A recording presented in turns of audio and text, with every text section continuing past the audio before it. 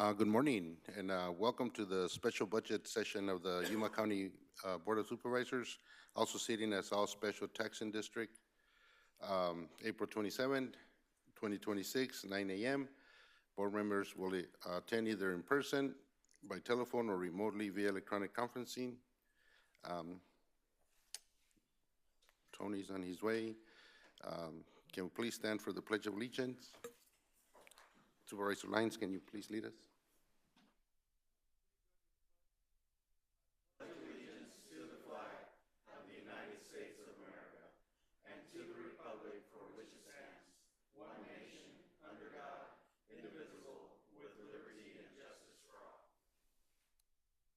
Thank you. At this time, I'll go ahead and move on to call to the public. Call to the public is held for public benefit to allow individuals to address issues within the board's jurisdiction. Board members may not discuss items that are not specifically identified in the agenda. Therefore, pursuant to Arizona Revised Statute 38-431.01H, action taken as a result of public comments will be limited to directing staff to study the matter, responding to criticism, or scheduling the matter to for further discussion and decision at a future date. Anybody from the public? Oh, I have a speaker form, Jean.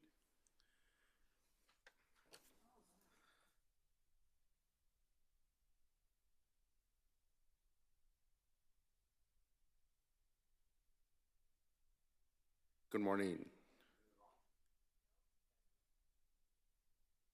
I think right in the middle. Technology is just, there we go. Technology is just about 10 years over my head, so. I'm here today to talk to you about a subject that's very dear and near to my heart and probably also to yours, and that's good health, the good environment, the good education, all through the simple instance of bicycles. Thanks to Josh Scott and Ian, they opened the door for me to get the bicycles from the county dump. And in that period, since we've been doing it, I've pulled out about 2,000 bicycles. And it's a passion that God gave me the talent to work on, and the county's opened the door. And in that time frame, right now I have about 120 bicycles in my backyard. So that means that somewhere around 800 and whatever have been out distributed somewhere. And it goes, one group goes to, on a pretty regular basis, to Pastor Castro in San Luis.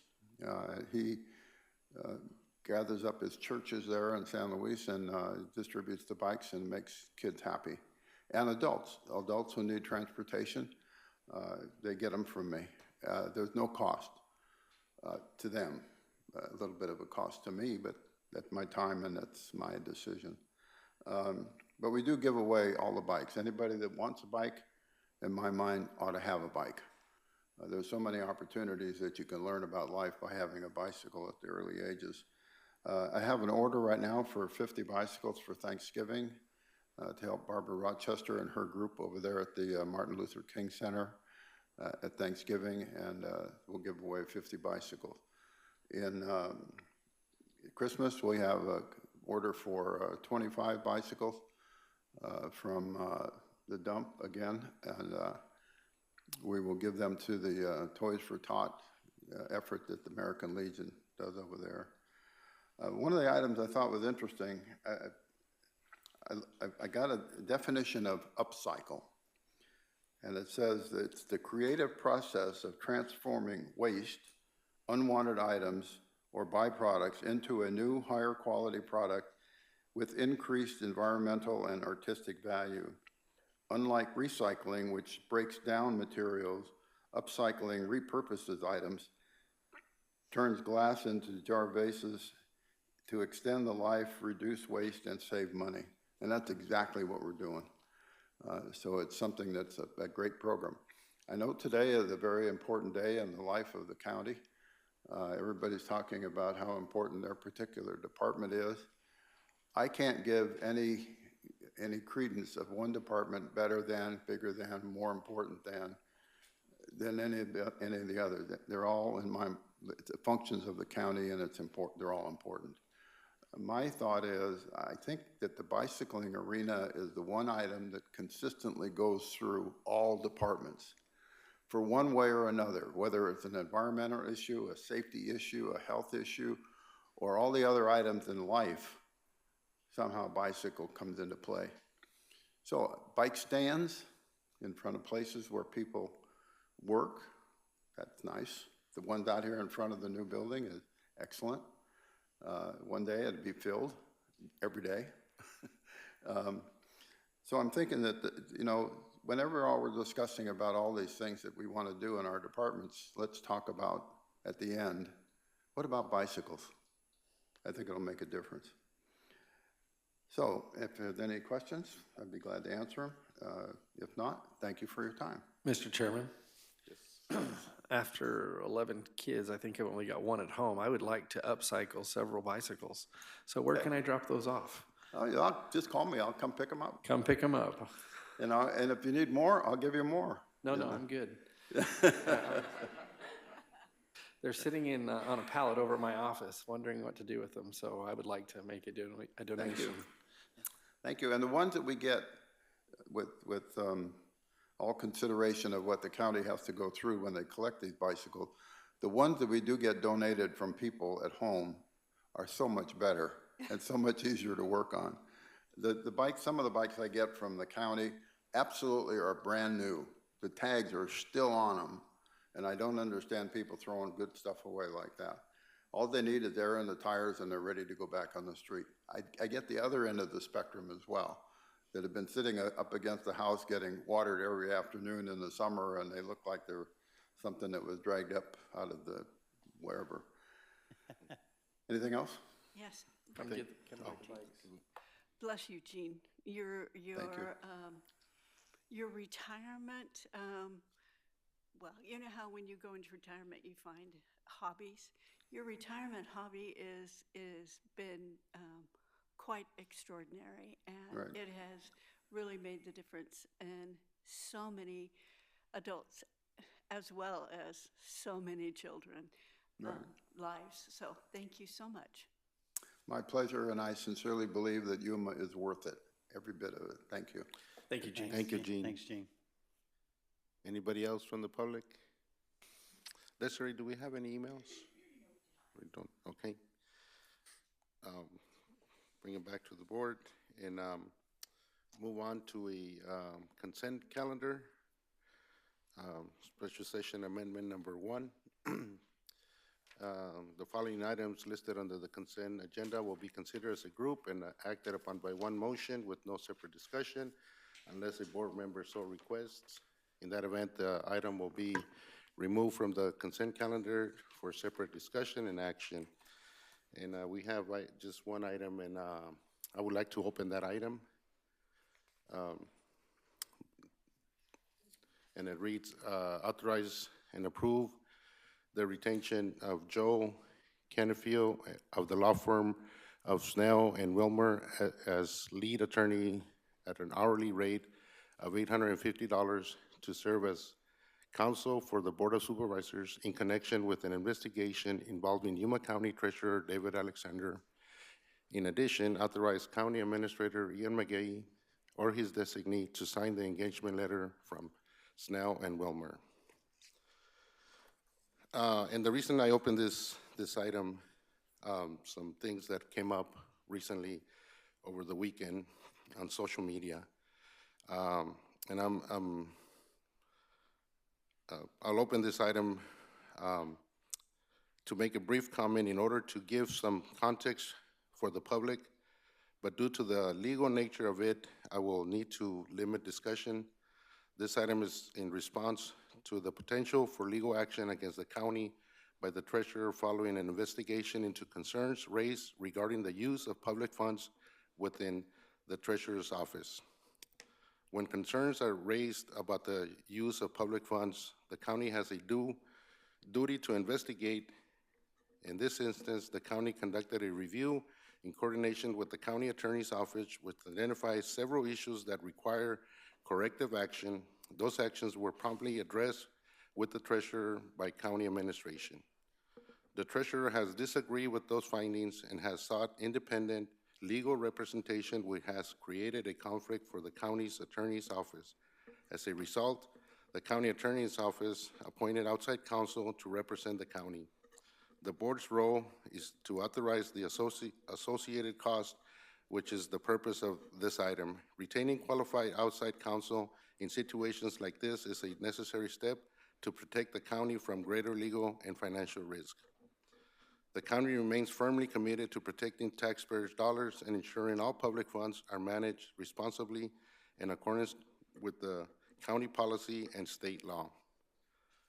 And I can assure you, for the time that I've been in the Board of Supervisors, that this board has always been very responsible in protecting the residents, all the taxpayers in this county. And I'll just leave it at that. Is there a motion to approve consent calendar, item number 1? David Alexander, Yuma County Treasurer. I'm sorry, I'm gonna have to limit the discussion to this because of the legal matters, so I apologize, you can't. Chairman, I'll make a motion that we approve this item. I'll second. There's a motion and a second to approve consent calendar, item number 1 is presented. All those in favor say aye. Aye. Aye. Any opposed? Motion carries. Moving on to discussion and action items, the board will open each of the following items separately for discussion and action as appropriate. Ian?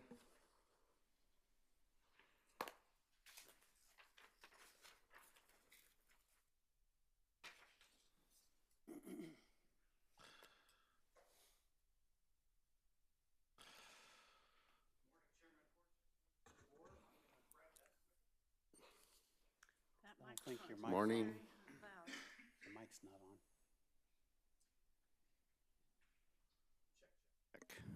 There we go. There we There go. you go.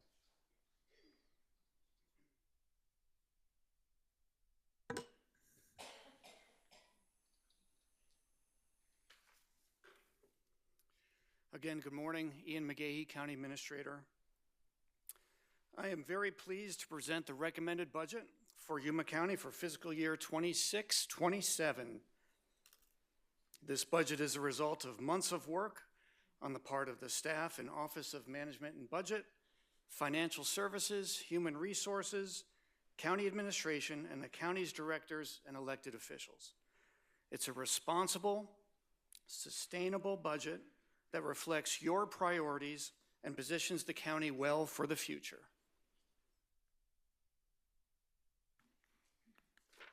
We're going to hang you in suspense here. No funciona. Well, here he comes.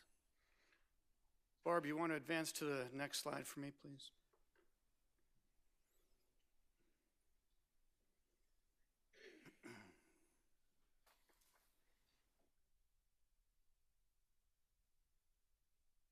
It's always something simple like. It's always the something. flood. I'd started so strong. I know, huh?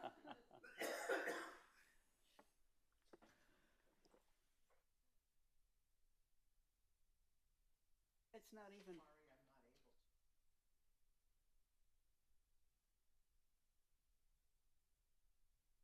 The ghost in the machine.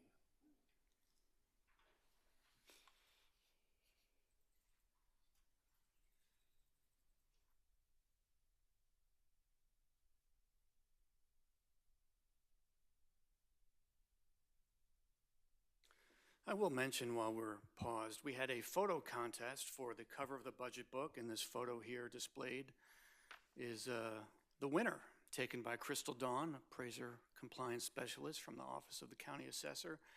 We had several entries, maybe 8 or 9 or 12, and was judged by the budget review team anonymously. We didn't know whose picture was whose, and that beautiful shot represents sunset in Yuma County, and a beautiful sunset indeed it is.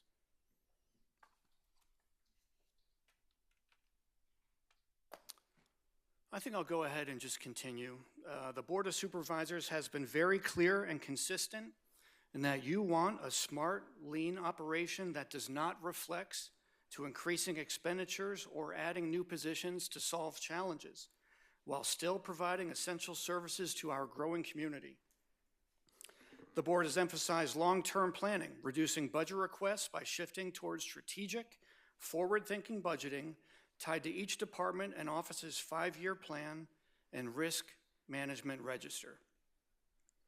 The board has prioritized engaging efficiencies through technology and process improvement to limit new impacts on the general fund. And you've directed us to focus like a laser on serving our customers with high-quality service that is efficient and responsive. So today I'm presenting a summary of the recommended budget, of course, and after my presentation, the Board of Supervisors will hear from all departments, agencies, and outside parties who receive funding from the county. At the end of today's budget sessions, the staff would like to hear from the board on any items that you'd like to change or add to the budget in preparation for bringing the tentative budget for your consideration on June 1st. On June 22nd, the board will conduct a combined budget hearing and truth and taxation hearing and adopt the final budget for fiscal year 26-27. As we developed the recommended budget, we considered workforce, infrastructure, economic conditions, and legislative impacts, all factors that will continue to influence our operations moving forward. The Budget Review Team, or BRT for short, received and reviewed more than 200 funding requests, including requests for 14 new positions to be added to the general fund. And Barb, if you can move it, we're on the slide that says evaluating budget requests. So what I was hoping you would see on the screen is the framework and scoring metric that the BRT used, the Budget Review Team used to make its evaluations. This framework was provided to all departments and offices in advance so they would know exactly how every request would be rated. The framework is a reflection of board values and priorities that you have shared consistently over the past year and beyond. Each budget request was individually reviewed and weighed against all others. The BRT's #1 priority in its review and evaluation of requests was consistency.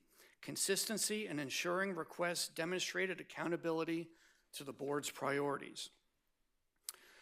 I'd like to take a minute to thank the Budget Review Team for their hard work on the budget. Each of the members did a tremendous job in their diligent and dedicated effort to make solid and responsible recommendations. I'd also like to thank our Office of Management and Budget, Interim Budget Director Lucia Gomez and Interim Budget Manager Maritza Ratis put in an enormous amount of time to make this budget a reality. Yesenia Luivanos worked for several weeks as a temporary budget analyst on loan to OMB from the county's Information Technology Services, and I also want to recognize her dedicated service to this effort. And finally, I'd like to thank the several other team members who work to assist departments and offices with their 5-year plans, with enterprise risk registers, and more, to ensure our organization is taking a time-bound and forward-thinking approach to budgeting. Robin Stallworth-Paquette, Erica Lopez, Yesenia McCormick, and recently retired Budget Director Tony Struck, among others. And Tony, if you're watching, thank you for your service to Yuma County. And you shouldn't be watching, you're retired. This budget delivers on 5 key outcomes: conservative revenue assumptions, strong reserves, a levy that remains below the limit, no net increase in the total county workforce, and continued capital investment in alignment with 5-year plans. Well, now we're getting into charts. So let me see how I can sum this up. So overall, the recommended budget includes a 3% reduction in total appropriations compared to this year's budget.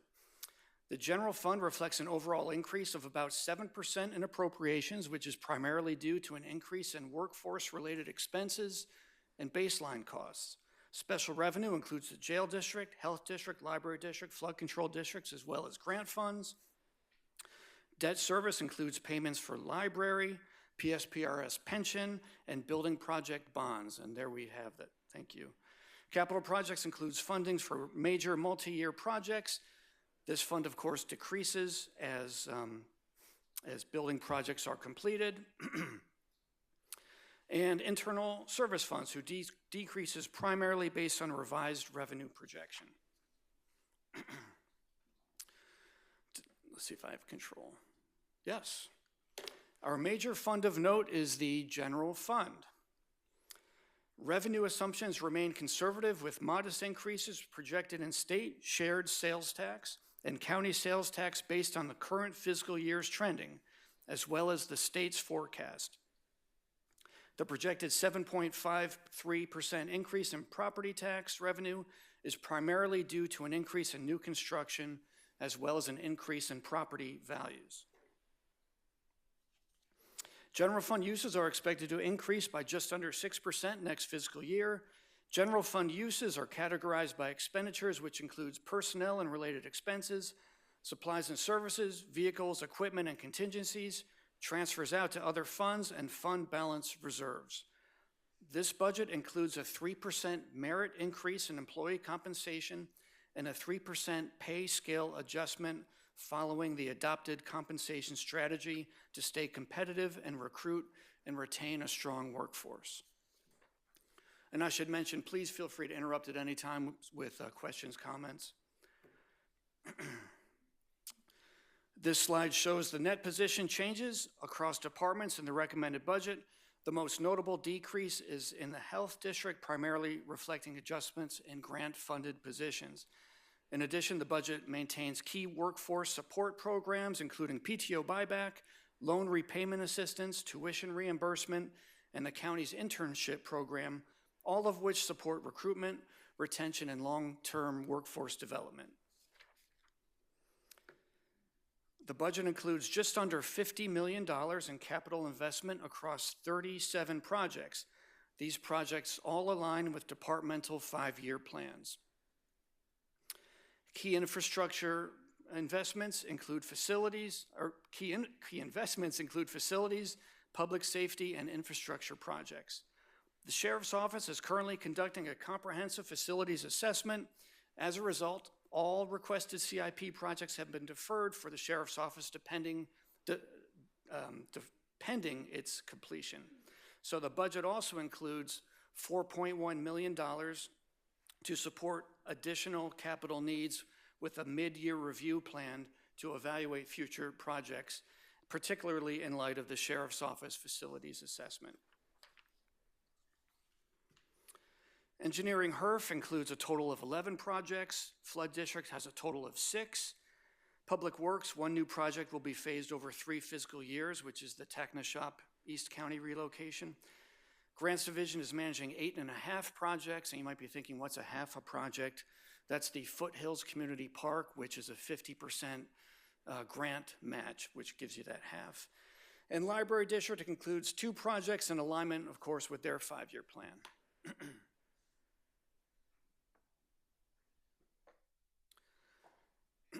So the county is maintaining strong reserves, as always, consistent with policy.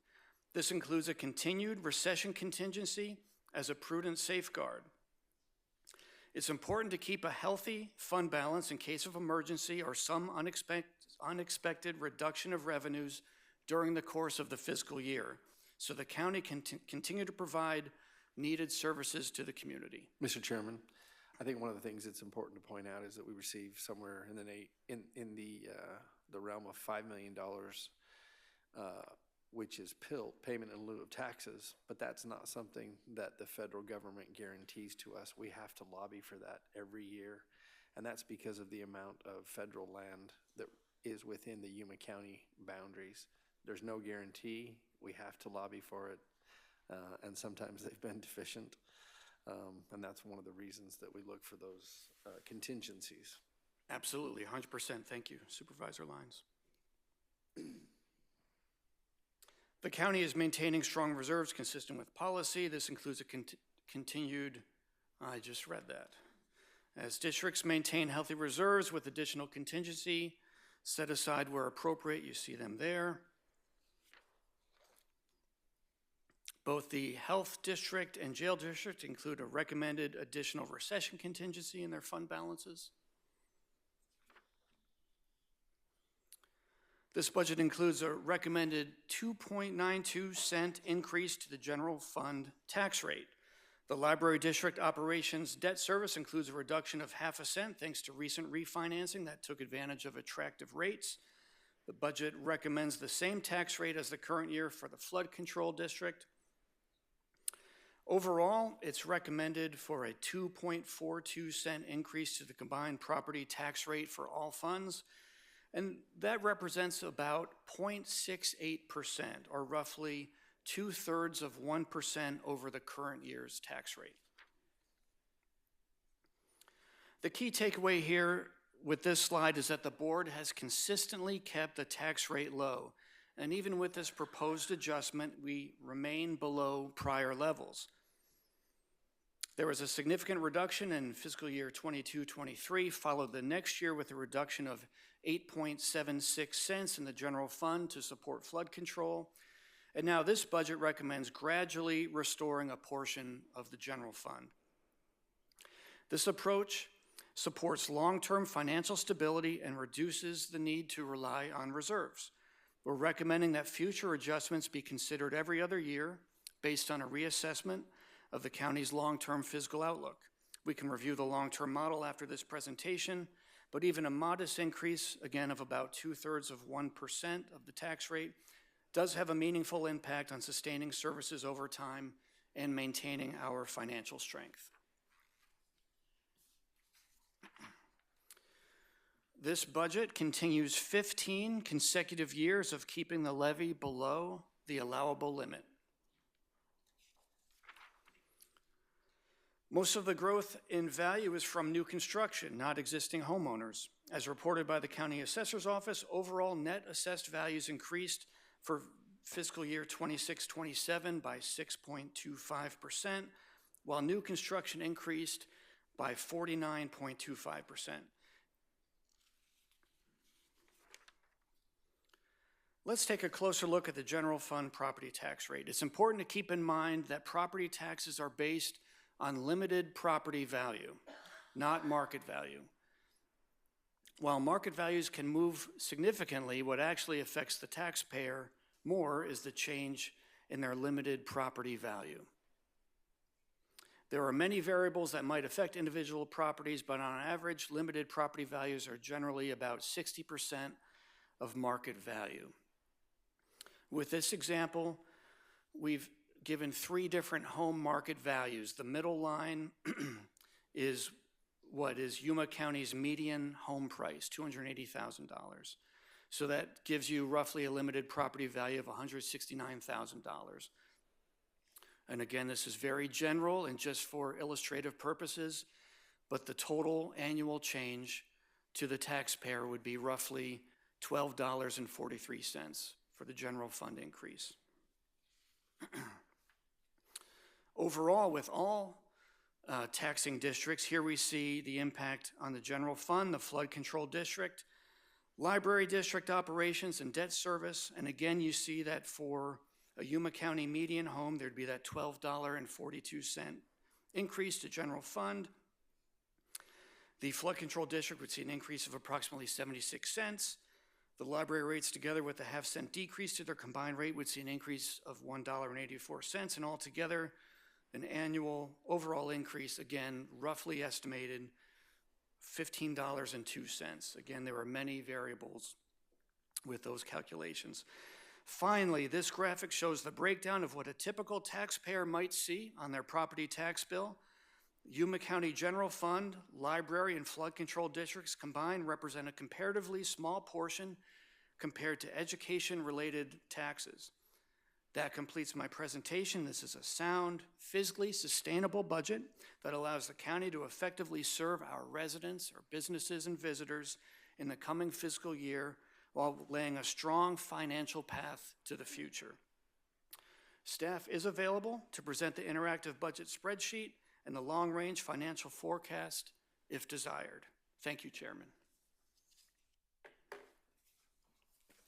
Any questions for Ian? Thank you, Ian. Thank you.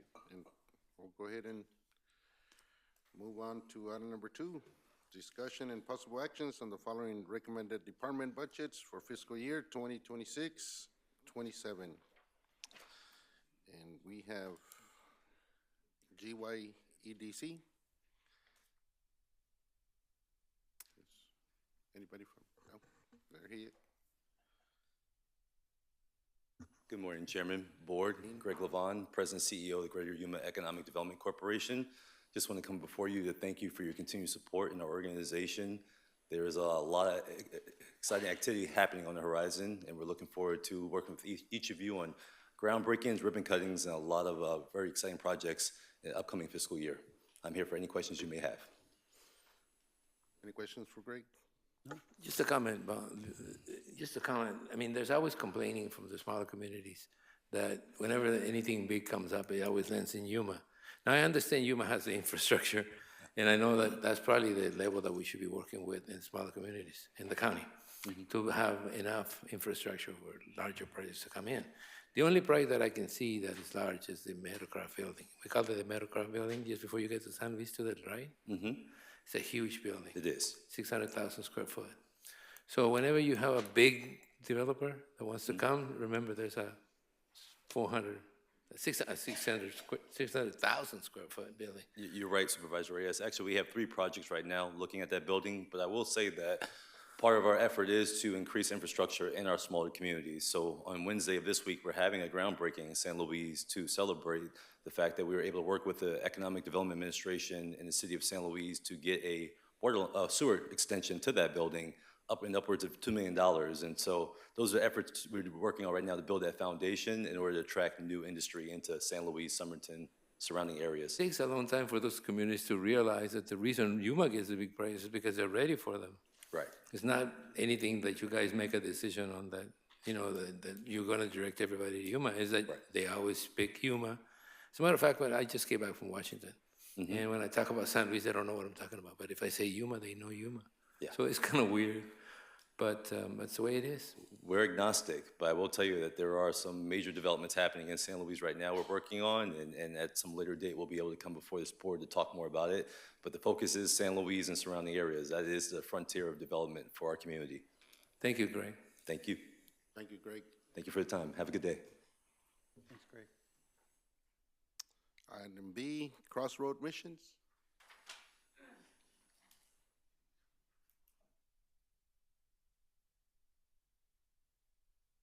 Good morning, Mr. Chairman and the Board of Supervisors. Morning. My name is Cesar Acosta, and I'm the Treatment Director. On behalf of Myra Garlett and the Crossroad Mission, we'd like to thank you. Just a little update of your continuous support, what you guys give to us. We really appreciate everything that you guys do every year. It's very vital for us and key that you continue to support us.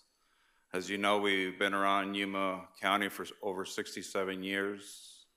We continue to serve the homeless and the people that have alcohol or drug problems. And we're one of the pillars to help those individuals that come to us for them to be able to be key members of the community here in Yuma, Arizona. Within the last 5 months, we've served over 90,000 meals. We've house over 500 people, and each month we average 30 children. So your continuous support, we love it, we appreciate it, and one of the things we just continue to pray for our new Center of Hope. We're praying that soon we can start building the first building, and that will be a new men's shelter to host 120 males, because right now we average about 100 to 130, and about 30 of them sleep on the floor with the mattress. Building this new building, no one will sleep on the floor, and we'll continue to provide services for those. I have a newsletter that we give. Can I give it to you guys?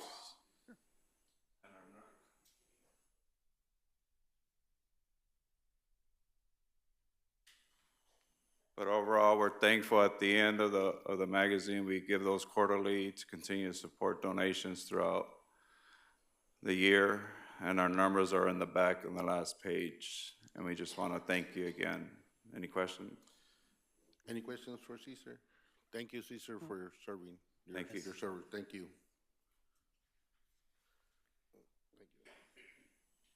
Item C, University of Arizona Cooperative Extension.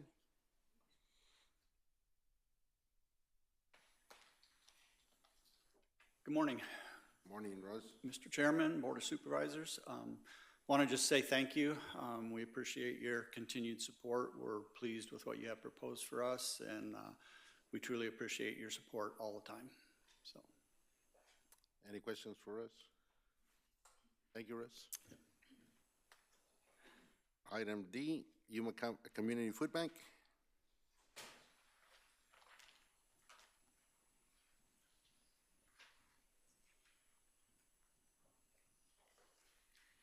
Didn't realize how short I am. Good morning. Good morning, Chairman Porches, members of the board and administration. My name is Mary McClendon, and I'm the Fund Development Director for the Yuma Community Food Bank. I think when we thank you for supporting the replacement of a aged-out freezer, it's kind of obvious why we need critical infrastructure. But I really want to share with you a little bit more about why we need that and why we do what we do. In the state of Arizona, 14.4% of the residents are deemed food insecure. In Yuma County, it's 19.5%, so considerably higher. We're also the highest in the state outside of federally designated tribal regions. Children are disproportionately affected. Across Arizona, 18.4% of children experience food insecurity. In Yuma County, that number rises to 24.5%, which further supports recent research by First Things First, that 1/3 of Yuma County children under the age of 6 live in poverty. Yuma County is home to the highest concentration of SNAP participants within a single zip code in the state of Arizona. So when we look at who we're serving and why we're serving, I think that's more important than it is how many pounds of food we're putting out, how many meals that we're able to support. Because the dollars that you provide us allow us to direct our donor dollars to the food that we're trying to get. So we thank you for taking a lead on allowing us to provide that critical equipment that we need to be able to sustain the support for these residents that you represent. So thank you. Thank you. And that was for the freezer, that was part of the CDBG money, so thanks. That was just. Item E, Small Business Development Center, AWC.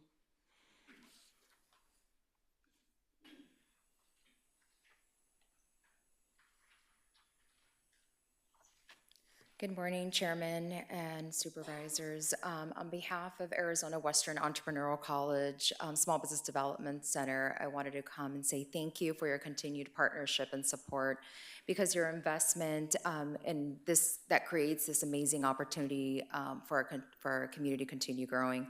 As you're well aware, SBDC supports entrepreneurs that are looking to start their business, but also in any stage of development for those that are seeking to continue to grow.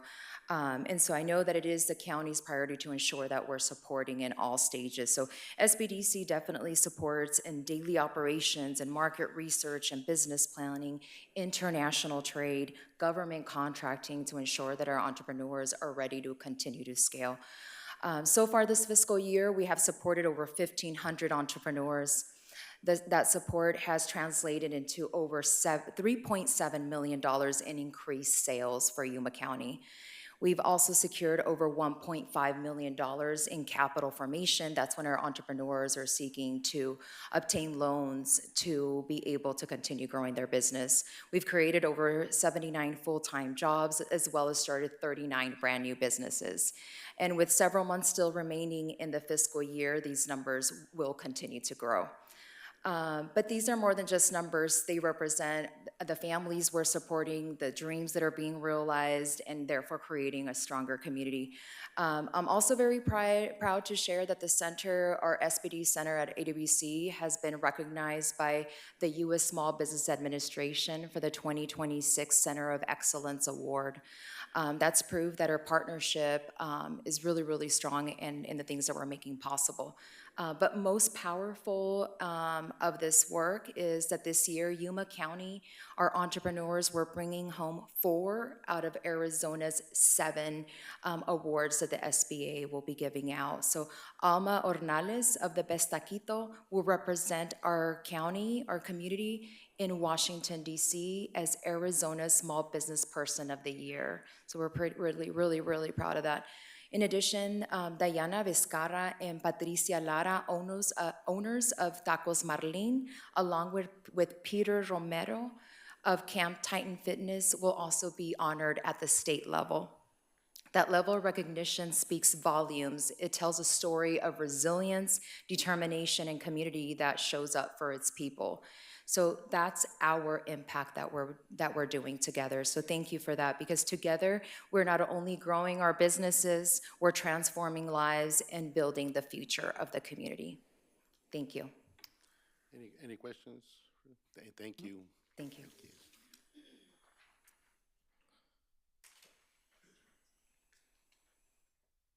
Item F, Sheriff's Office.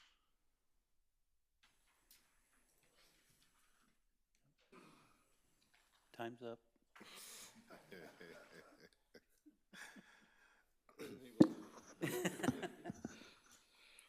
Morning, Mr. Chair, members of the board, Leo Wilmot, Sheriff, Yuma County.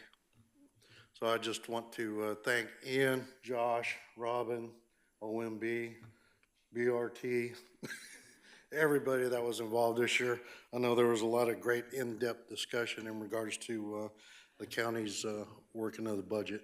So my big concern is that obviously we have about 25 items that were placed under the comprehensive facility study that was been recommended by Ian.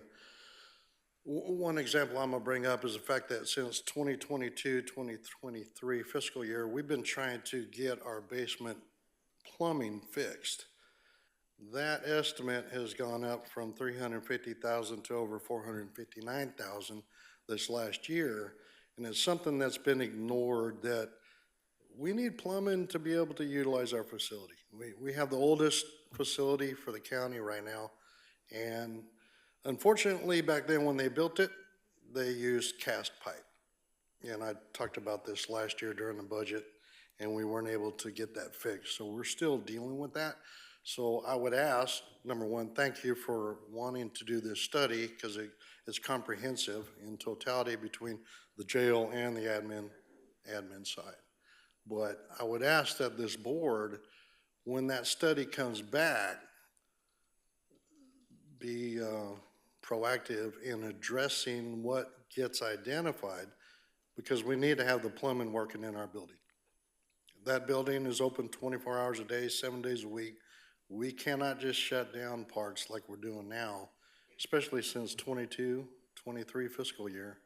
We still don't have any resolution on just that part. So I would ask that the board take that into consideration when that facility study does come back. Mr. Chairman and Sheriff, thank you for being here. Could you explain to the public quickly the difference between what the county owns and then the jail district, and how those interface there on your property? Because I had a couple people ask me the question, and their response was, well, that's simply the jail district and not necessarily general funds. So basically, the jail district only takes care of the jail portion of our total building in and of itself. The other part we're addressing now is the administration side, so that takes care of administration, civil, patrol, records, management, HR, all that where this plumbing issue is what we're trying to address. The jail district has been addressing the same issues in the jail, but general fund funds the admin side, jail district funds the jail side. We cannot utilize jail fund dollars and offset the general fund dollars, because that would be illegal. Thank you for that explanation. Okay. Any other questions for the sheriff? No, I agree, we need to make sure, once the study's done, and it's not just for the sheriff's office, anytime we have a facility study done, we start addressing it as soon as we find out what the issues are, because it's gonna do nothing but go up in cost if we don't. So, thank you for being here. Thank you. Thank you, Sheriff. All right. Have a good day. Item G, School Superintendent.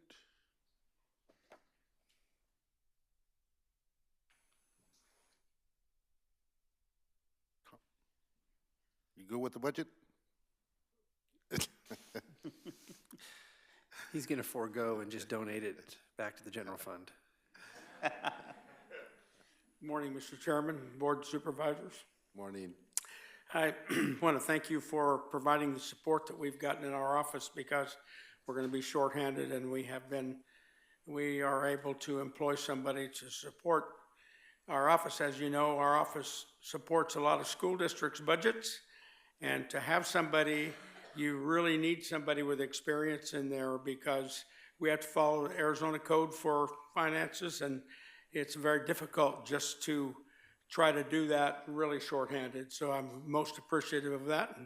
And thank you, Mr. McKay, for helping us out on the Budget Committee, and I'm most appreciative. Okay. Thank you. Thank you. Thank you. Thank you, Tom. Item H, County Assessor's Office. Mr. Seeley. Sheriff, almost got timed out, had to hurry. Good morning, Chairman, members of the board. I'm Stevie Seal, Yuma County Assessor. First, thank you, Ian. Thank you, BRT team, for everything, working with us.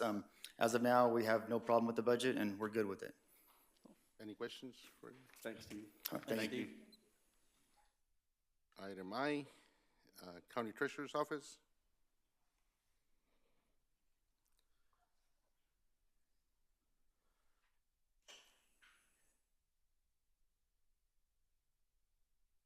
Chairman, Board.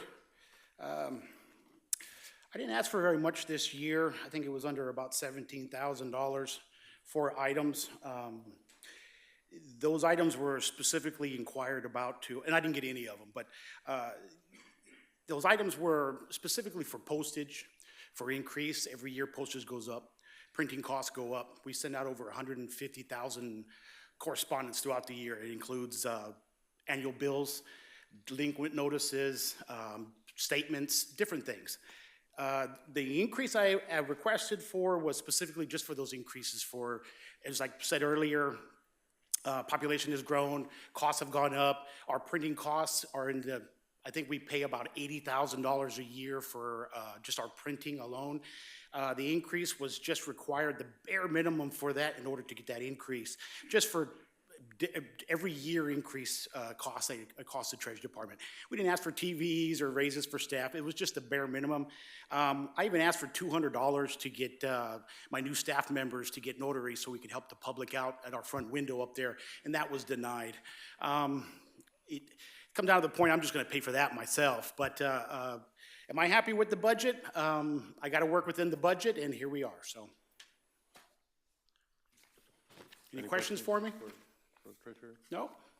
Thank you. Good, excellent, thank you. Item J, Recorder's Office. Lara, don't see Mr. Lara.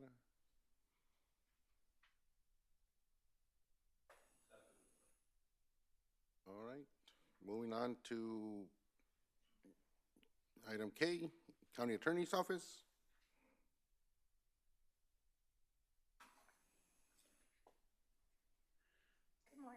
Good morning, Catherine. Carolyn Kozarowski, Yuma County Attorney. I do want to take a few minutes to let you know the great work other departments are doing and assure you that the County Attorney's Office is a good steward of the resources you are providing to us. Last year, I brought two pressing concerns to your attention: records retention and destruction. as well as redactions of media evidence that needed to be addressed. For the first one, you provided $3,500 with the assistance of the Adult Probation Department and the efforts of numerous county attorney employees. I'm proud to report that we have destroyed all of the overdue files in felony and misdemeanor prosecution, the Victim Compensation Program, and the Community Justice Board files, in addition to many administrative files. We still have some admin files and logs to go, but those will be completed by the end of the year. We first worked with our law enforcement partners. While we still face challenges in the media redaction area, I'm happy to report that we have cleared the backlog and are able to stay current with incoming media evidence. We worked with our law enforcement partners on the way we receive evidence from them. Then we reorganized the criminal division support staff to streamline our internal processes. Lastly, we worked with our existing software to maximize its redacting capabilities. All of this took the work of many people, and I'd like to particularly thank facilities, ITS, and HR in these efforts. Unfortunately, we're only able to maintain these efforts through the use of temporary employees. While last year I in detail provided you estimates of what we expected to have, the reality is that redacting the media evidence has brought in over 400 hours of work per month. And that's including the fact that we resolve about 47% of our felony cases through early disposition court and do not redact them. So the only way we've been able to stay current is the fact that we are at 47% without redacting and temporary employees to cover the other 400 hours. During our reorganization, we tried multiple things to make this work. Eventually, what we ended up doing with the help of HR is creating a video analyst position, and that is in fact a temporary position. We currently have 2 of them, in addition to the full-time employees that are doing redacting. If we didn't have the early disposition court resolving as many cases as we did, we would be just at 750 hours of redacting per month. This just isn't sustainable without additional people. We were able to cover these temporary employees because of our challenges with attorney recruitment and retention. We used those vacant positions in addition to the $50,000 granted by this board to do temporary salary savings, and we funded a total of 6 positions throughout the year.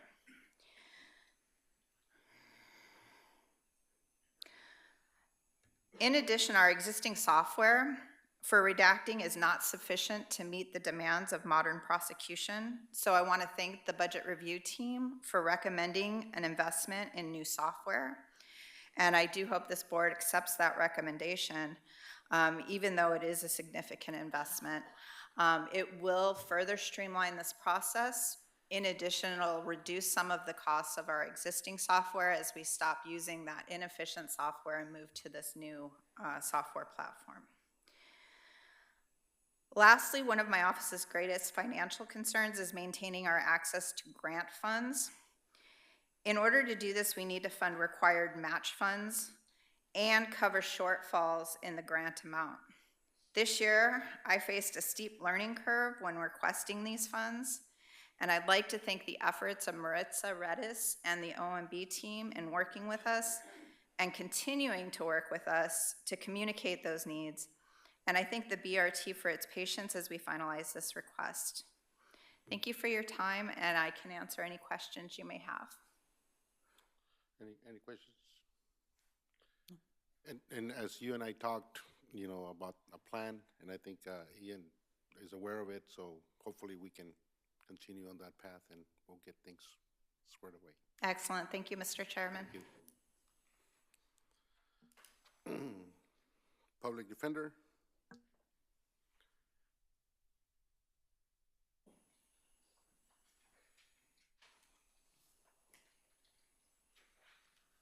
Good morning, Chairman, members of the board. Ray Hanna, your public defender. We have find the budget review team's recommendation very reasonable, and we're able to complete our responsibilities well within the budget that's proposed. And of course, we are appreciative of what you've given us in the past and hopefully in the future. Any questions? Well, thank you. Item M, Constable 1, Constable 2.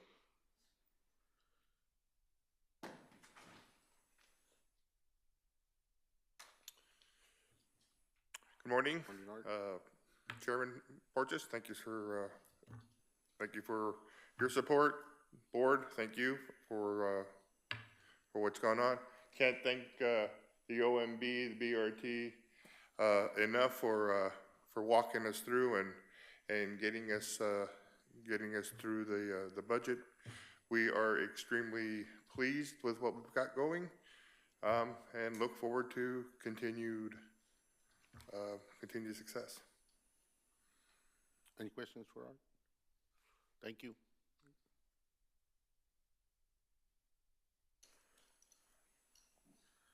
Good morning, everyone. First, I would like to thank the BRT team, especially Lucia and her staff, for helping me in the budget process. I'm happy with the budget. Any questions you have for my office, I'm here to help. Any questions for Mr. Torres? Thank you.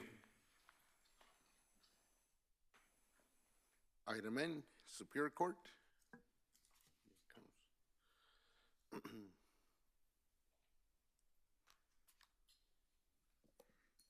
Good morning, Chairman Porteous, members of the board, Court Administrator McGahee, members of the BRT. Thank you for hearing from me today. I want to express my appreciation for the board and the cooperation we get in working with the court's budget. I'll let you know that during the past year, we finished the remodel of the historic courthouse. The Justice Court has moved into that courthouse now.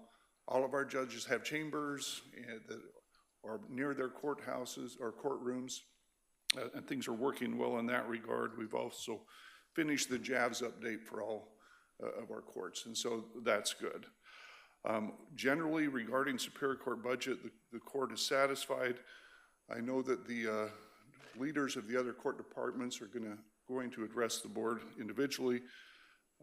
I do want to point out a concern that I have regarding the Justice Court, the Juvenile Court, and that's the funding for the juvenile detention medical. It's, in my opinion, not adequate. The amount proposed this year is about $236,000 less than the last contract that we had. That is an expense the county's going to have to pay. If you know, I guess you can not budget it, not have it contracted, pay as we go. And if we do that and you get a good year, you might come out ahead. If you have a normal year, you're going to come out behind because it's going to be more expensive to pay that way. That's a concern, and that'll be addressed a little more by the juvenile court director. Also, the BRT is recommending that 3 juvenile detention positions be taken because they haven't been filled. That's going to be addressed as well. I'm concerned about that. I think we need those positions. Not filling them has not been a decision to save money. It's simply they're hard positions to fill because of the requirements of the position and the level of compensation. We compete with the sheriff's office detention for those candidates. Their compensation is better. We have a hard time filling those positions, but we do need them. And again, you're going to pay either through overtime without giving us the adequate coverage or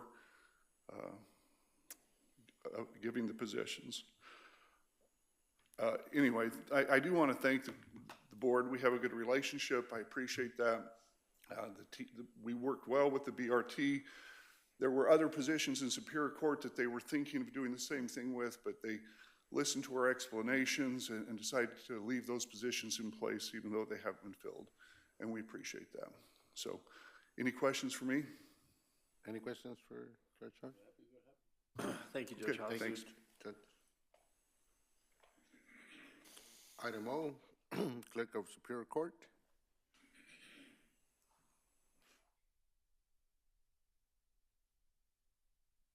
Good morning, Chairman Porteous and Good morning. board members, administration. It's been a rough few months.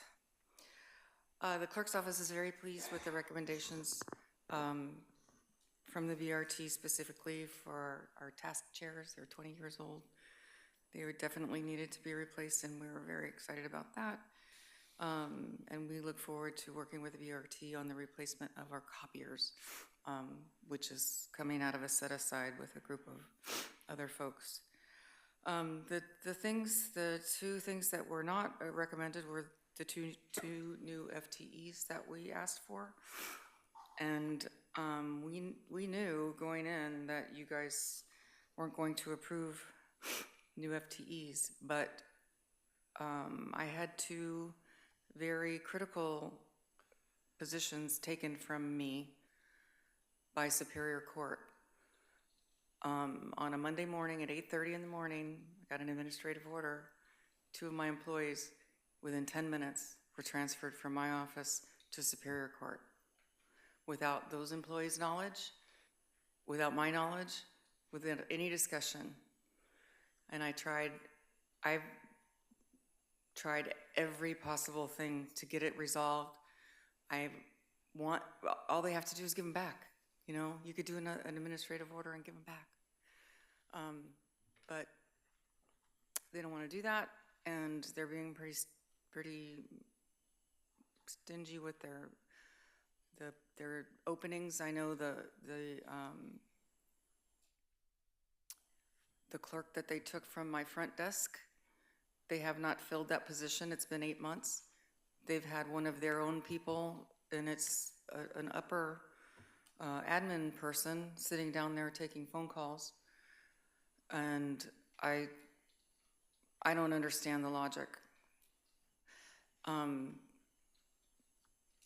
The other position was my admin guy. He's been with me for over 20 years, and they like shot me in the knee. The week that they did that, we were right in the middle of a minimum accounting standards audit, and the AOC passed down a clerk's office audit, and we're out our administrative guy that would have helped us get that all done. You know, obviously with all the budget stuff going on too, it's just been a nightmare.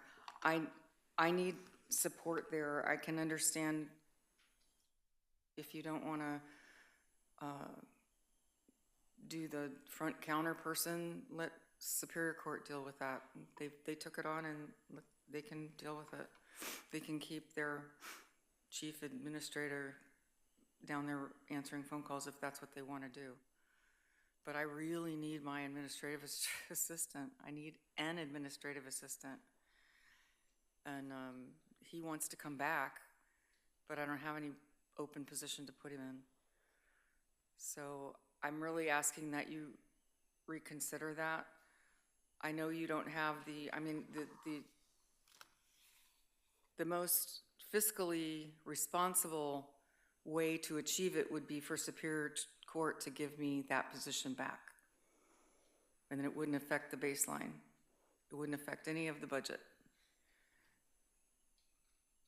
But I don't see that happening. I've been all the way up to the Chief Justice. I've been to the Attorney General's office. They basically let me sit in their lobby until 4:45 and then told me that they couldn't see me. I'm really beating my head against a wall here. I've been told that I'm going to go out with a black mark if I keep, pushing this. And you know what? I'd rather go out with a black mark fighting for my people, or, trying to do the best thing for my office for customer service purposes than, give me the black mark.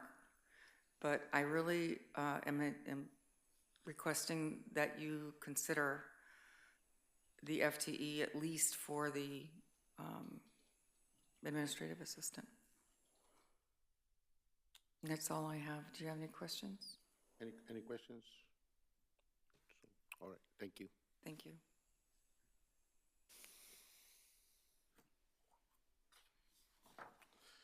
Item P, juvenile court.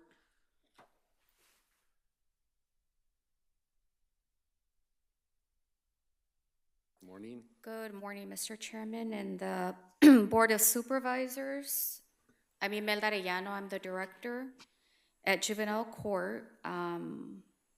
Since September of last year, I've been there for about 21 years, served various roles in the court and in Yuma County.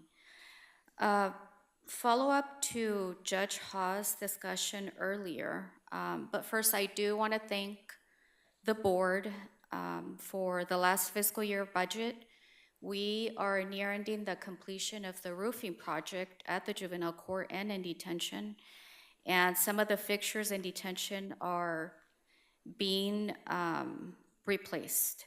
So thank you. Thank you for that. Thank you for Ian, to the BRT, to the OMB for working with us for this year's budget. I do have a request from the board, and this is regarding the medical services in juvenile detention. As you know, the medical services in detention are essential and critical to the juvenile court services. Currently, we are in the process of reviewing proposals for medical services. We are going to come to the conclusion of scoring those and selecting a bidder this week. However, I am requesting at this time that the Board of Supervisors give us additional time to score those, select an appropriate vendor, and meet with the county to resolve any issue prior to the final budget setting before the board. The issue that we are before now is that we don't have enough in our budget to cover the medical services or the contractor. And I'm just saying that based on the last contract that we had for 1 year was about $589,000. At this time, the recommendation from the BRT is for the medical expenditures be $351,000. So that puts us in a great deficiency for medical services. One of the recommendations is that we use vacant positions of detention officers. That is something that I don't feel would be responsible as a juvenile court director to use essential functions for supervision of juveniles to put towards medical services. Again, I thank the BRT for the recommendation, but I do ask additional time to meet with the county once we have scored the 6 proposals that we have. Mr. Chairman, Yeah, go ahead. how long have those positions been vacant for the juvenile detention officers? They've been vacant for over a year. And the reason why they've been vacant is, I was giving them an example, is that these are safety-sensitive positions. They have to go through psychological evaluation. They have to go through a polygraph. As an example, if I interview 10 candidates and I select 7, 2, 3 out of those will at the end be able to be offered a position based on the qualifications.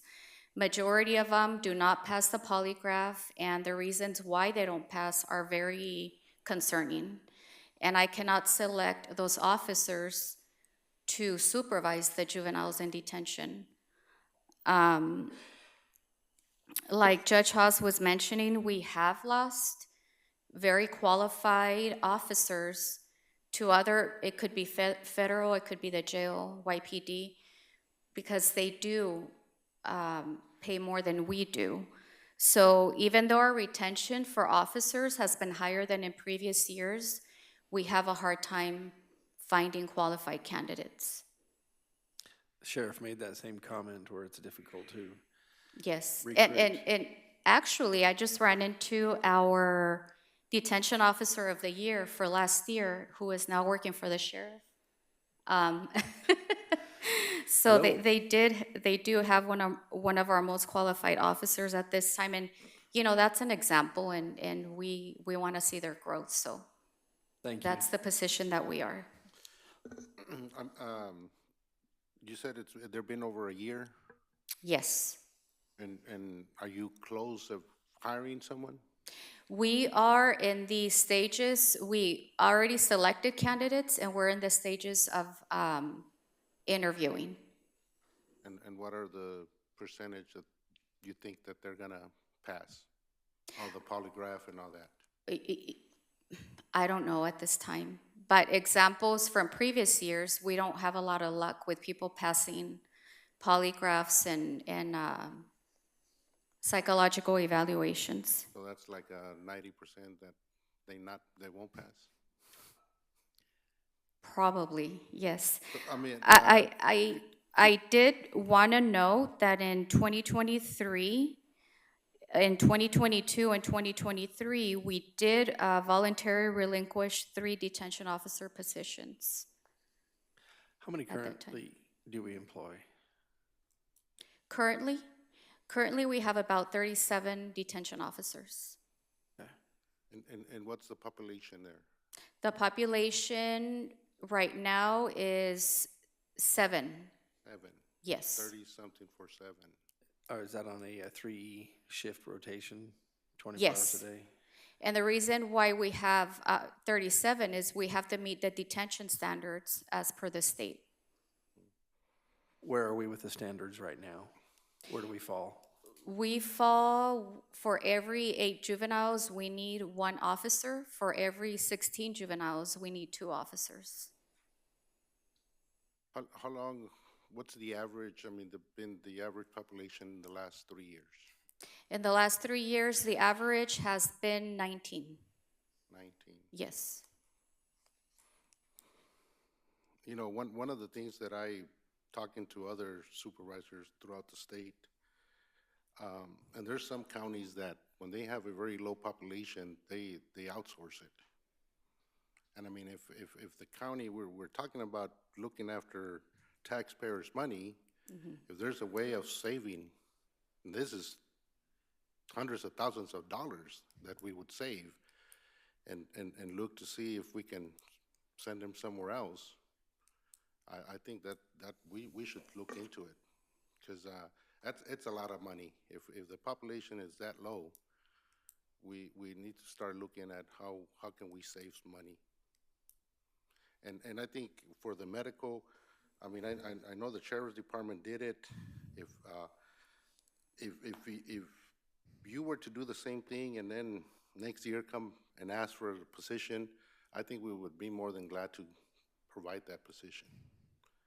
But we need to find some balance. Because if it's going to take, another year or 2 years to hire someone, it's just, in the meantime, we can work for the medical, something like that. I would like to see that. Mr. Chairman, what's the average cost per inmate? I don't have that information with me at this time. But we do, various services that we provide is we contract with the jail for food services. We purchase clothing, uniforms, materials for programming, and so we do provide the basic needs, education.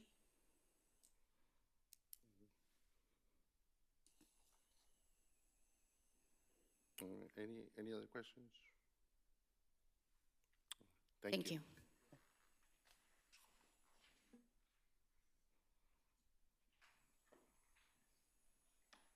Item Q, Justice of the Peace, 1, 2, and 3.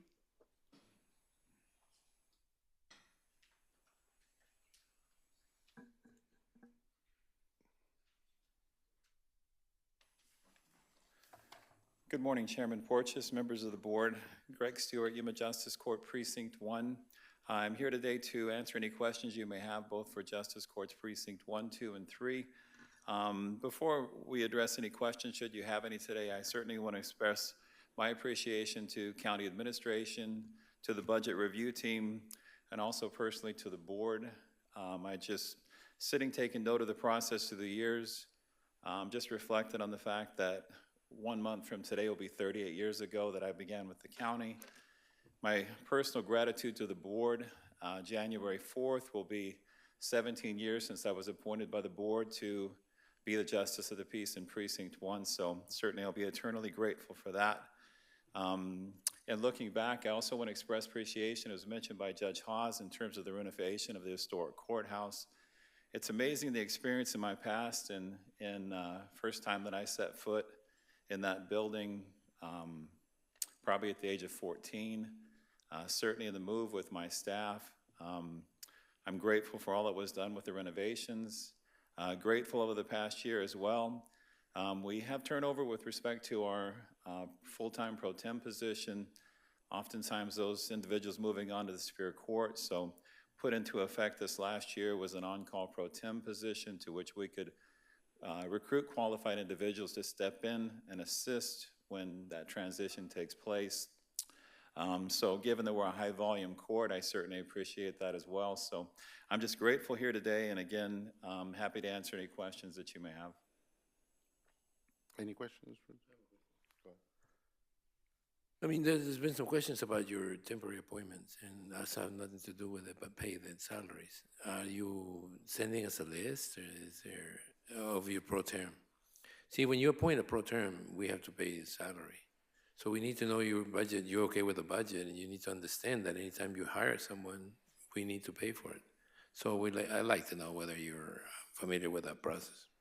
Supervisor Reyes, in answering that question, our pro tem position is paid out of special revenue, and the on-call pro tem positions are paid out of special revenue as well, not county general fund dollars.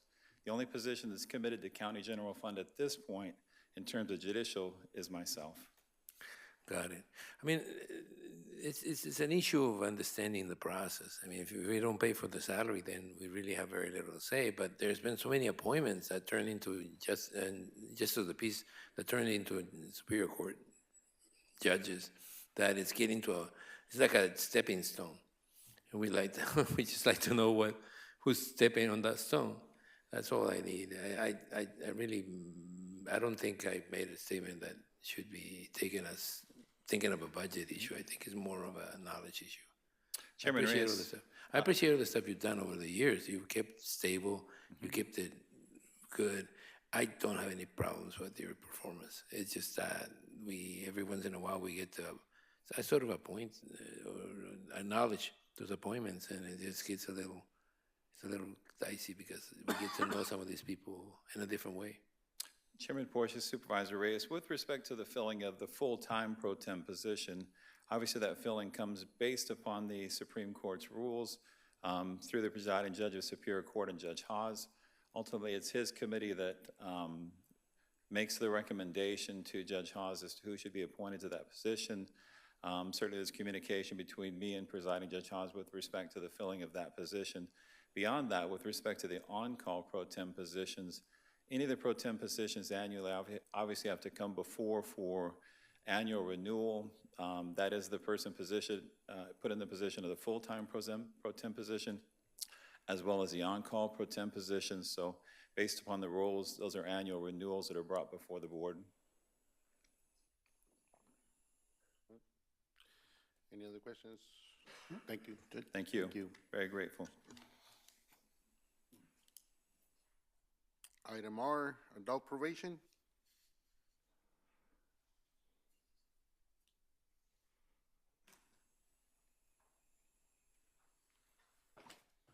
Good morning, Chairman Porteous, members of the board. Mike Bird, Yuma County Adult Probation. Want to express my gratitude to the BRT. It's always just an easy process working with them.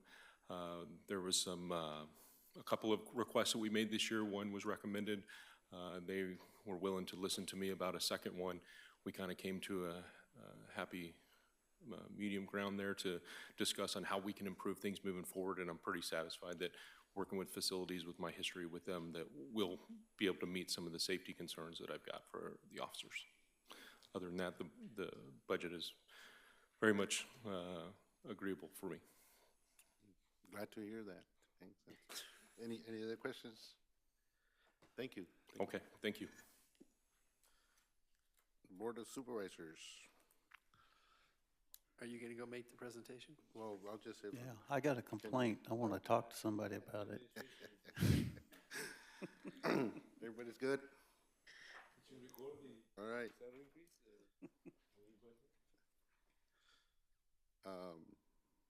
Anybody wants a break? It is less than what it was before.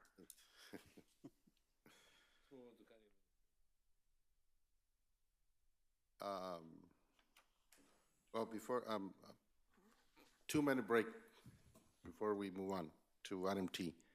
I need to get, yeah, 2 minutes, so stay there, Tony, don't get off. Don't get off your chair. I gotta get some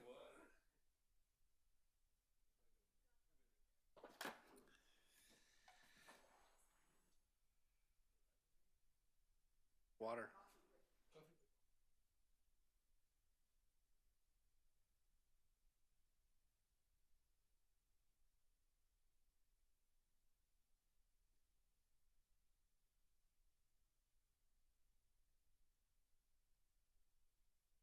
Do the screens keep flickering because of the monitor, or?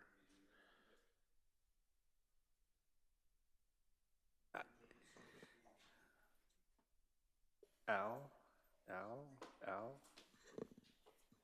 Why do the screens keep flickering on and off?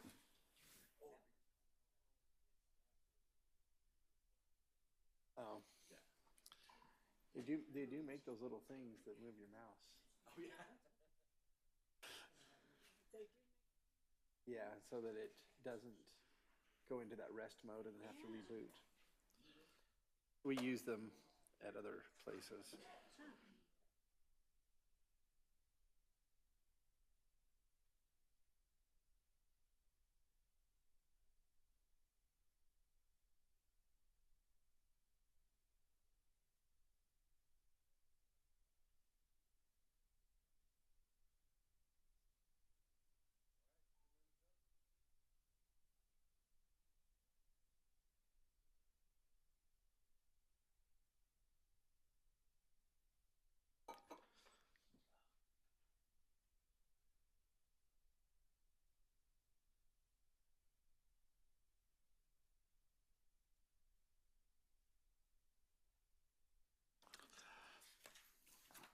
All right, we'll move on to item T, County Administration, including communications, emergency management, grants, risk management, conflict of administration, non-departmental, and elections. Good morning, Chairman. I'll just say from here, we're satisfied with the budget. Thank you.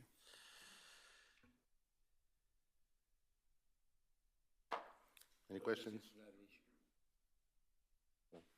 So elections is not an issue for anyone? No? Okay, good. I heard him said he was, everything's okay. Oh, he's David. Supervisor Reyes, in the budget is a recommendation to expend, I believe the number is $847,000 on new election equipment to support our election integrity efforts. Okay. I listened to the presentation before, and if they're happy, I'm happy. So we're okay. All right, moving on to item U, Human Resources. Thank you, Jessica, for opening. No, just kidding. Human Resources Officer, I'd just like to say thank you very much for all your continued support, and I stand for any questions. And what's the salary increase that you recommended? 3%? What's I'm the salary sorry? increase? I mean, normally Human Resources will determine or will suggest a salary increase. So it's a 3% salary increase that goes all the way to everybody. Everybody that meets the standard, I should say that. So- And then is there a different percentage that goes to merit? Correct, yes, Supervisor Reyes. This year, we have, the BRT has recommended to this board 2 separate increases for personnel. The first is the merit increase, which is included within the compensation strategy that this board approved last fiscal year. And the second is a 3% increase to our pay scale.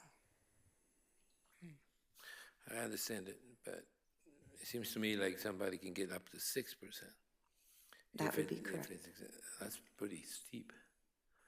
But anyway, I know what the cost will be, so thank you. Thank you for answering that question. You're very welcome. Thank you.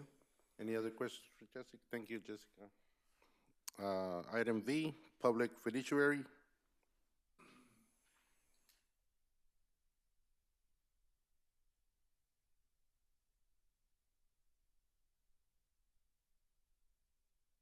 Good morning, Mr. Chairman and members of the board. We're very happy with our budget. I'm waiting to see if you have any questions. Question, more like a comment. I know we try to consolidate services into the building. Are you in this building? I'm now currently in this building, yes. Great. So I just wanted to, I think I've seen you, but I don't know where your offices are. But you are in this building. Yes, on the first floor next to elections. No wonder. Okay, thank you. Thank you. Any Thank questions? you. Thank you. Thanks.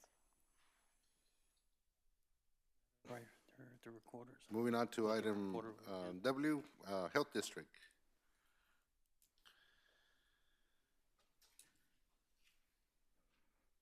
Good morning, Chairman Porches, members of the board, Diana Gomez, Chief Health Officer. Very grateful for the BRT's recommendations and all the work that went into it. We are happy with the recommendations, and I am here to answer any questions. When is your expansion going to be finished? Do you know? I believe in the next 30 days. Well, I thought it said 2 weeks. Roughly. I'm not sure, but our project manager is here, and I know that's an. Okay. Just tell them 2 weeks. 2 weeks. 2 weeks sounds good, though. 2 weeks Tomorrow sounds sounds good. Soon. You just say soon. Thank you, Dan. Thank you. Questions? No? Thank you.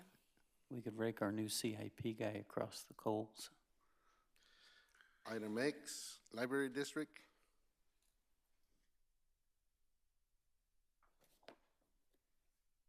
Good morning, Chairman Porches, members of the board, Ashley Jones, Library Director. As everyone else has said, we want to thank OMB, the BRT team, and County Administration for the budget process this year. The library is happy and content with the budget that we have, but I'm available to answer any questions that you may have. Couple of questions. Sure. One has to do with your, are you happy with your percentage of the tax bill? I don't have any concern at this time with it. I do think we're going to have to carefully monitor that over the next 5 to 10 years because prices are increasing in our world as it is for everyone else. I think there's a misconception that we pay the same price for a book or a DVD that you would pay if you walk into Barnes & Noble or Target. We pay substantially more than that. We also pay substantially more for digital copies of things, as well as just increasing in prices of services. We're also having to monitor federal grants right now. One of the biggest services that we provide are computers, Wi-Fi, internet access for our community members. That is typically funded predominantly through E-rate funding at the federal level. That is very, very up and down right now. One day it's moving forward and everything is okay. The next day it's back up in the air of whether or not that's going to be funded, and that's upwards close towards $300,000 a year. So we're carefully having to monitor those things. So as of right now, I don't have any concerns about that, but depending on how these grants go and the continued increase of prices of the services that we provide, that may be something that we have to evaluate later on. Well, thank you. Thank you for that answer. That doesn't clear much, but I mean, it's what it is. It is what it is. A lot of people haven't taken into account all the inflationary pressures that they're going to be dealing with. And this is the year you're going to get a lot of inflation. From what I look, from the looks of it, that war and a lot of the stuff that's related to it is going to create a lot of push. So, although you look like a teenager, I know you're handling everything. Thank you. Right, thank you. Any other questions for Ashley? Thank you. Great, thank you very much. Moving on to item Y, Housing, Mr. Roldan. Thank you. Good morning, Chairman, members of the board. I'm happy with my budget, and any questions? I thought you were in DC last week. I didn't get to see you. Last week, Monday and Tuesday, but I'm back now. You happy with your budget? You happy with I'm your happy budget? with my budget, yes. Okay. Thank you. Thank you. Item Z, Legal Defender. Mr. Chairman, Mr. Fox, legal defender Bill Fox, is in trial. His jury said they have a verdict, so it's going to be probably another 10, 15 minutes. He'll be down as soon as he can. I'm not aware of any concerns he has, but I'll let him speak for himself when he gets here. Okay, I'll move it towards the end. We can come back to it. Financial Services Improvement Districts, Humberto. Good morning, Morning. Mr. Chairman, members of the board. I want to express my appreciation to County Administration and the BRT team. Financial Services Department is happy with their budget, and I'm happy to answer any questions you may have. Any questions for? I'm surprised. Humberto? I'm surprised. Aren't you a member of the BRT team? Excuse me? Aren't you a member of the BRT? Yes, yes, I am. Oh, so there's no surprise then. He's okay, he's happy with the budget he got. Thank you. Just, if I may, Mr. Chairman, just for the record, the BRT members do not rate their own requests. And also, we have 2 rotating positions. If anyone wants to be on the BRT, we'll open that up sooner than later. But yeah, definitely objectivity and consistency is the key. Don't get a little upset about it. It was a joke. I know he's a member of the VR team, so he should be happy with his budget. He had a chance to take a look at it deeper than anyone else, probably, and everybody's budget. I mean, I consider finance the wheels of the county. So thank you for all the work you guys do, and you do a great job. Thank you, appreciate it. Thank you, Humberto. Information Technology Services. The old guy that looks like a new guy. Chairman Porches, members of the board, good morning. And I want to express gratitude to Josh Scott. He led our department through the budget season, worked with our managers who weren't familiar with this process through this, and we are satisfied with our budget this year.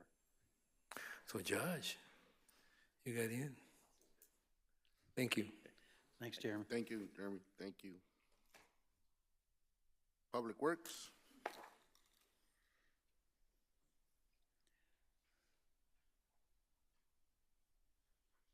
Good morning, Mr. Chairman, members of the board.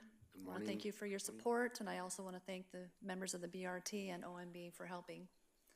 And Public Works is satisfied with their budget.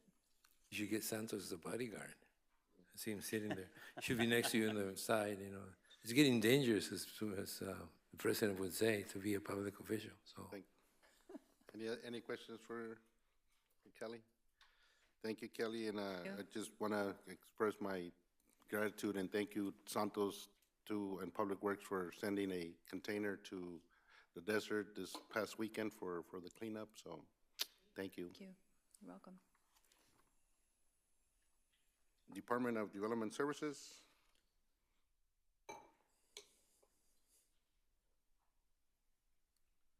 Good morning, Craig Sellers, Development Services. We're fine with the budget, and I'm here for any questions. Any questions for Craig? No. You're good? Thank you very much. Thank you. Facilities Management, Capital Improvement Projects. Morning. Good morning, Chairman Porches, members of the board, Tiffany Anderson, Facilities Management Director. We're pleased with the recommendations from BRT for both the department operations as well as the capital improvement projects. Any questions for Tiffany? Thank you. Thank you. Thank you. Thanks. Engineering.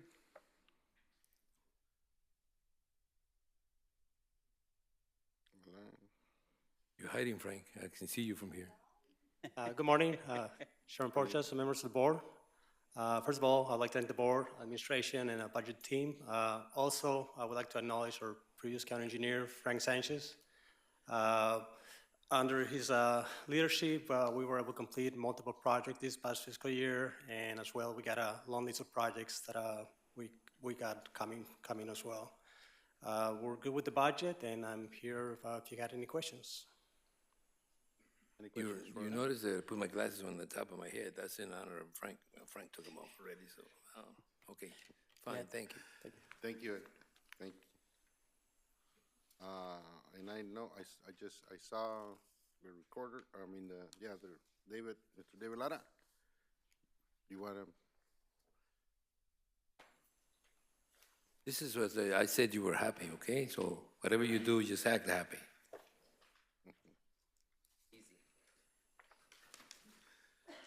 Mr. Chairman, board members, good morning. Sorry I'm late, but I was with a meeting with some of the political parties squaring away the elections here. But I'm good with the budget, all good here. The only thing I wanted to mention is that I did request some money for overtime and temps. That money is billed to the jurisdictions where the county gets it back. So it's just a little loan there for a short time. But other than that, all good. any questions for Mr. Lara? Thank you. Thank you. Thank you, David. So the legal defender, any thoughts on whether he's gonna make it? Is he happy with his budget? I have no updates. Ray, is Ray here? Oh, there you go. Come up, wait. We can't get you from there, come up to the podium. Both come up to the podium. Tag team. There you go, tag team it. I had a meeting with Bill Friday, Ray Hanna for your public defender's office. I think he's happy with his budget and appreciative of what the board's given him. I have nothing to add on his budget. I just wanted to update on the status of the verdict. They are still waiting for the jury to come back into the courtroom and provide the verdict. All right. So he's not absent without a reason. All right, thank you. Thank you. Thanks.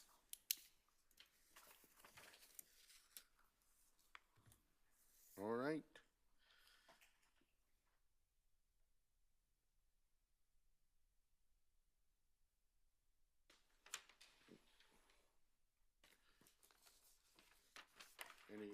Anything for Ian to address or that we have?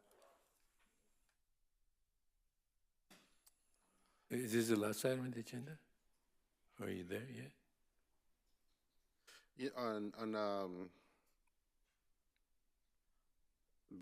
before I make comments on it, I just want to make sure to thank the BRT again. Ian, administration, and all the staff that help. I mean, it's been every year. I think it gets better and better. Obviously, there's some challenges that we're going to be facing every year, and that we, thanks to the BRT and Ian, that we try to solve all those issues and challenges.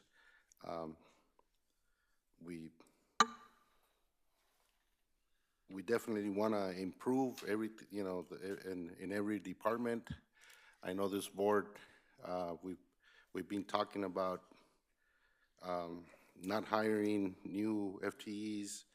I believe that if you have more than a year on a position that has been vacant, obviously the other staff in that office has been taking care of what that person did. So one of the things for me, as we've been with the merit, with the salary adjustment recommendation that we got a couple of years ago, if we want to really continue, we want to continue to sustain that, we need to really start looking at within the departments and try to save money, because I'd rather pay more those employees that we have, because when we hire new employees, it thins out that part of what goes out to every employee. So I want every department head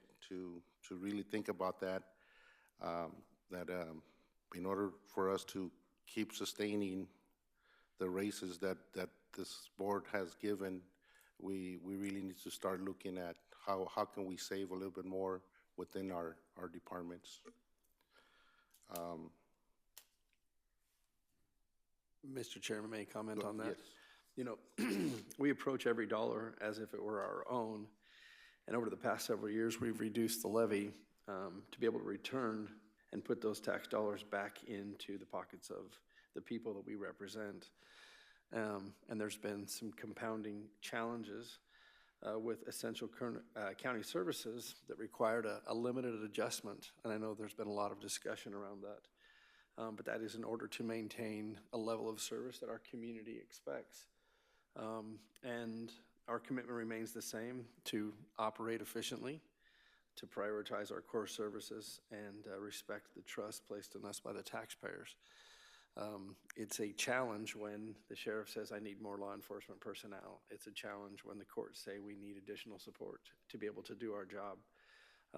We've heard from a number of leaders within our county apparatus who are doing more with less. I want to commend them for the respect that they have of the taxpayers, of their hard-earned dollars. We know that it continues to be a challenge. The sheriff needs his plumbing fixed on top of everything else.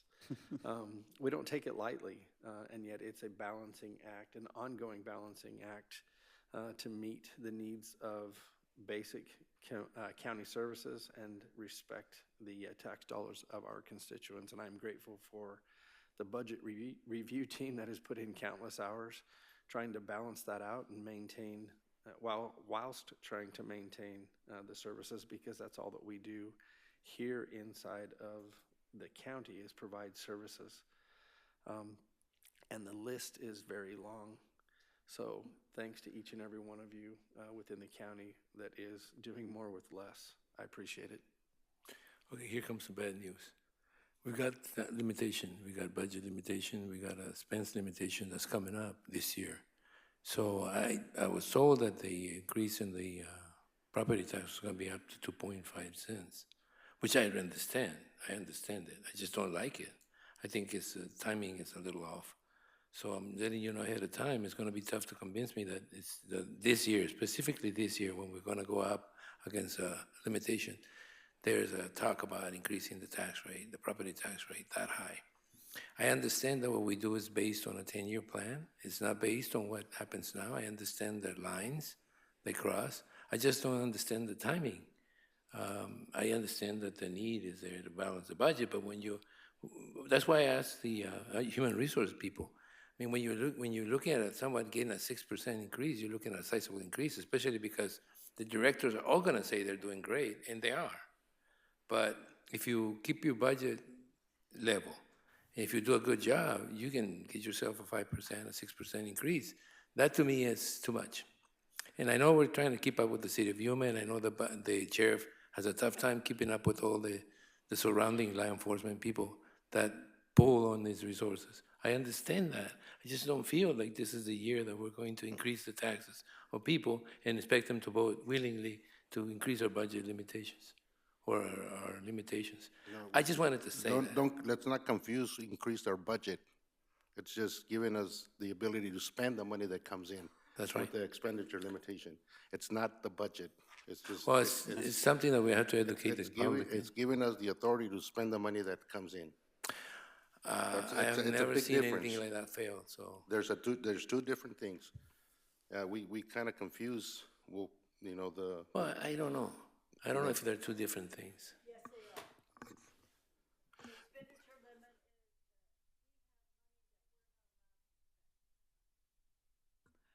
is the legislature many years ago put a limit on what the counties could spend. So even if we generate extra dollars, we can't spend that. That's what the expenditure limit is. And the cities. And the cities as well. Okay. Yeah. So Right. that's a whole different ballgame than the budget. Okay. And if I might just add a comment, Supervisor Reyes, Chairman, this 0.68 of 1% recommended increase just ensures long-term stability for the county. It means that we aren't drawing upon reserves to meet basic operational needs as we move forward. It really is not tied to expenditures at all. The expenditures are going to change, or the expenditures are going to remain the same regardless if the property tax rate is changed. Separate items. And let's you know, go back a few you know, some years that I know we still we continue to lose employees. We just heard the county attorney, you know, how she's been losing some attorneys in her department. When we started talking about increases, salaries, it was to be attractive and to retain employees in Yuma County. So it's something that we went out to do a salary adjustment or study. Yeah. They gave us a recommendation, and I think we're on that path. We're doing it to continue to be attractive and to have and retain those employees that come to Yuma County and the ones that we have here. Especially the good employees. If you're not a good employee, I mean, there's plenty of doors that are wide open. But no, honestly and seriously, we're doing this because we want to we want the best employees in Yuma County for the county. I know we have there's cities are competitive, but if we continue to with that salary adjustment study that we did, if we continue on that path, I think we'll be more than attractive.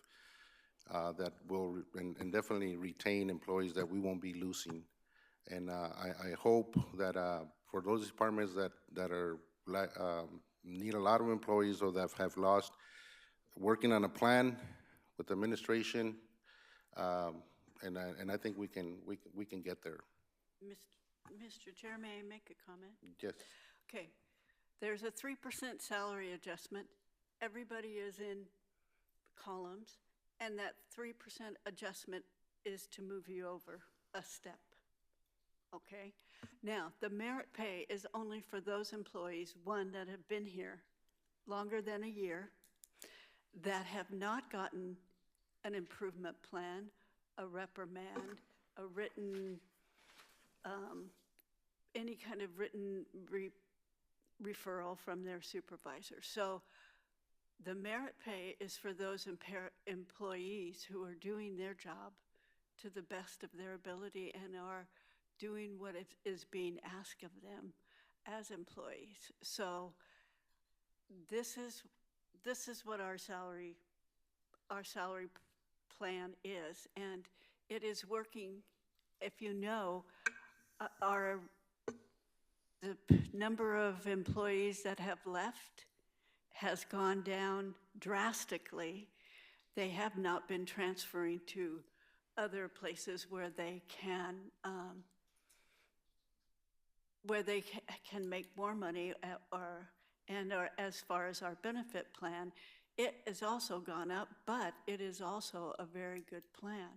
So those are the things that attract employees, long-term employees that want to stay here for their entire career. And that's what we're trying to do, because those people have institutional knowledge, and those people are what make our county government as great as it is. So that's my comments, and there you go. Thank you, Lynn. I just need a little bit of a clarification on that from our county administrator. Sure. Thank you, Supervisor Lyons. Chief Human Resource Officer Jess Rodriguez, do you mind clarifying? I think the question's related to merit. I kept looking at you. Yeah, thank you. So just for clarification, any employee who has been in their position for 1 year as of June 30th and have not received a performance improvement plan in that fiscal year would be eligible for the 3% merit increase the first full pay period in July. You're welcome. Any other questions? No, I wasn't talking about how much it was going to cost. I was just talking about the possibilities. And the possibilities that I see with the 3% merit increase is that we're trying to do both. We're trying to do a fixed rate, which is 3%, and then we're trying to do a merit increase. Merit increases are normally done by supervisors that decide who gets a merit increase. And normally that's a little controversial because they're always saying, well, she likes this and she likes that, or he likes this and he doesn't like that.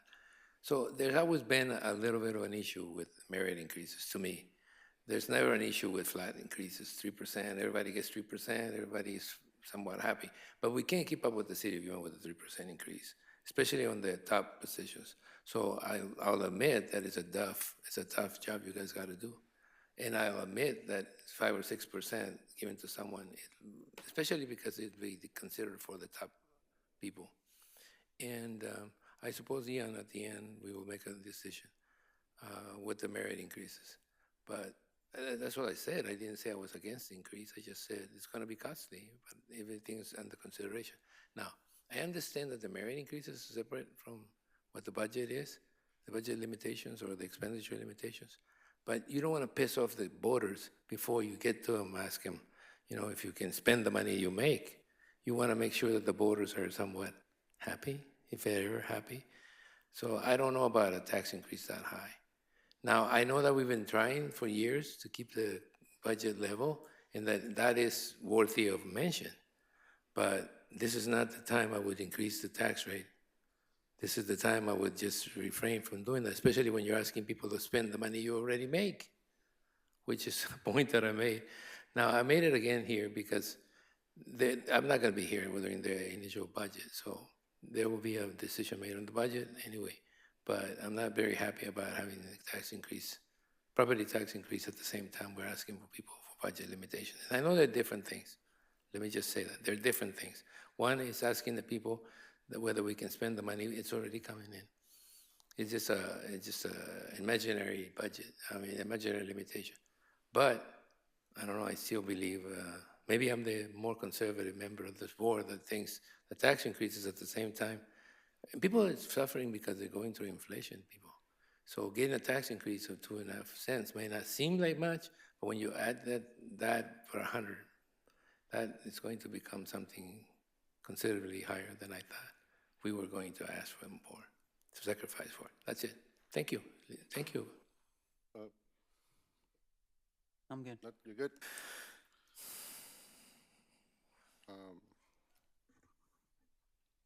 Anything else from the board?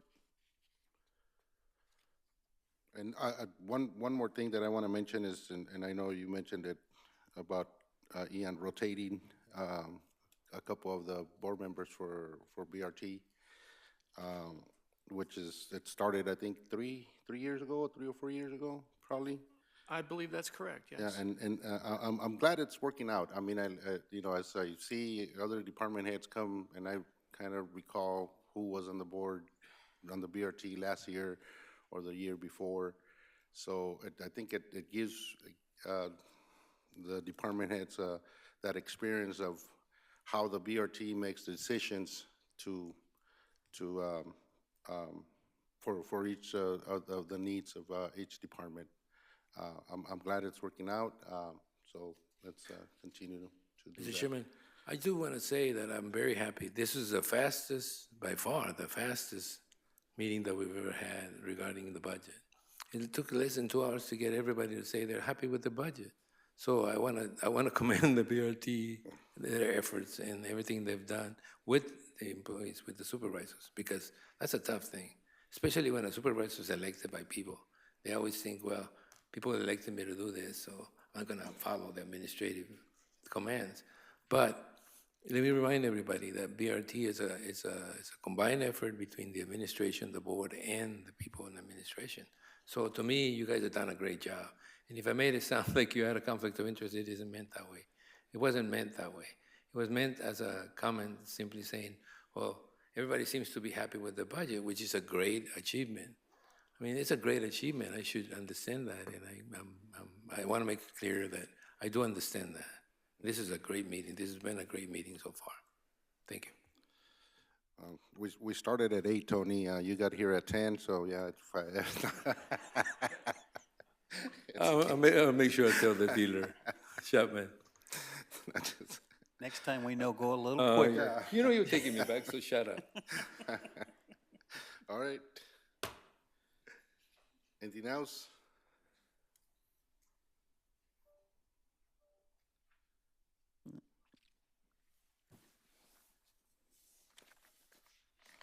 Are you waiting for something? If you give it long enough, somebody will step up. Do we give direction? Is that basically it? I believe so. I think we All right. have the direction we need. Thank you. Okay. Thank you very much. We'll sit here, make Tony wait a little bit longer, so he won't say that next year. Well, I told them if you wait long enough, somebody will step up and say something, so. Meeting adjourned. Push his button, turn him off. I got it.